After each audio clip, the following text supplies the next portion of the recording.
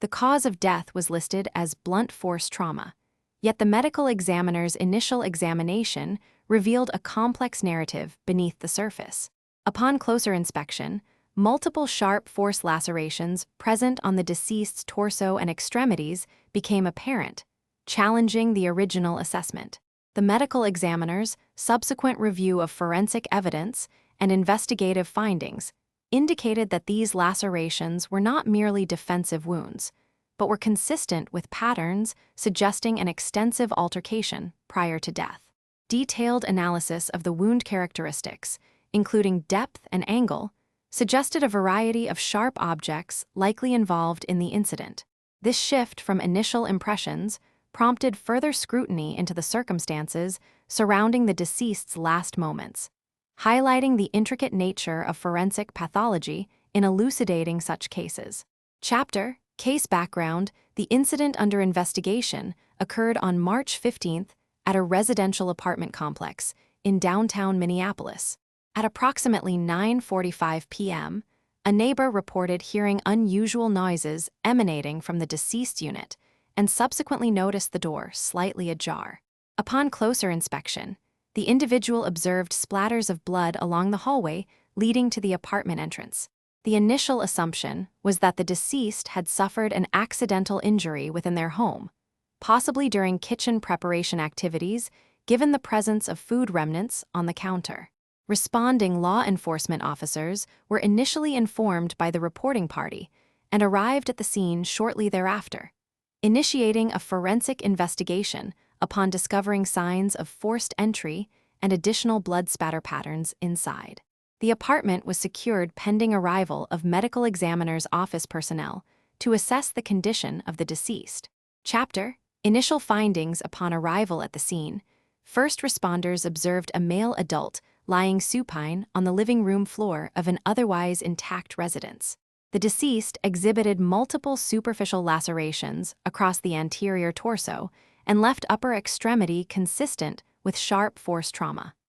No defensive wounds were noted, suggesting potential surprise or incapacitation during the incident. Initial medical assessment revealed no immediate signs of life. However, due to the presence of visible injuries indicative of traumatic harm, first responders did not initiate resuscitative efforts. The scene was relatively undisturbed, with only minor displacement of furniture near the body location, indicating possible struggle but limited movement post-injury. No obvious weapons were found at the scene. Given the nature and extent of the lacerations, coupled with the absence of any natural or accidental causation signs, the initial manner of death was classified as homicide pending further investigation by forensic specialists to determine cause and mechanism of injury. The scene was relatively undisturbed, with only minor displacement of furniture near the body location, indicating possible struggle but limited movement post-injury. No obvious weapons were found at the scene. Chapter: Forensic investigation. Upon arrival at the scene, investigators meticulously documented the environment for potential sharp force trauma indicators. Bloodstain pattern analysis revealed a series of linear patterns consistent with cutting wounds. At the center of these patterns, forensic technicians recovered several small metal fragments and a partially unfolded kitchen knife from a nearby countertop. The deceased was transported to the morgue, where an external examination confirmed multiple lacerations across the torso and limbs.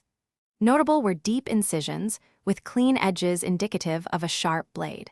Swabs for DNA and trace evidence were collected around the wound areas, along with fibers adhering to the knife's handle.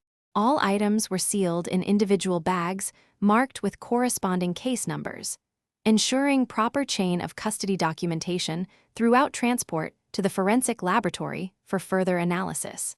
Upon examination of the deceased, multiple sharp force lacerations were identified on the body surface consistent with a cutting instrument. Histological analysis of tissue samples revealed collagen fragmentation and disruption indicative of high-velocity blade contact. Microscopic evaluation confirmed the presence of hemosiderin-laden macrophages within the wound edges, confirming blood deposition patterns. Blood spatter evidence was collected for further forensic serology testing to determine blood type and potential donor identity. Toxicological screens were conducted on vitreous humor and urine samples to rule out substance influence at the time of injury. Detection thresholds for common poisons and drugs were set at 0.5 ng/ml, with no significant findings reported. The collected tissue samples underwent RNA extraction to investigate genetic markers associated with traumatic injury response. Forensic examination revealed a series of sharp force injuries, indicative of multiple incisions and lacerations to the deceased's body. Analysis of blood spatter patterns and distribution suggested a sequence of events where initial wounds were inflicted at the primary location, followed by movement and subsequent attacks.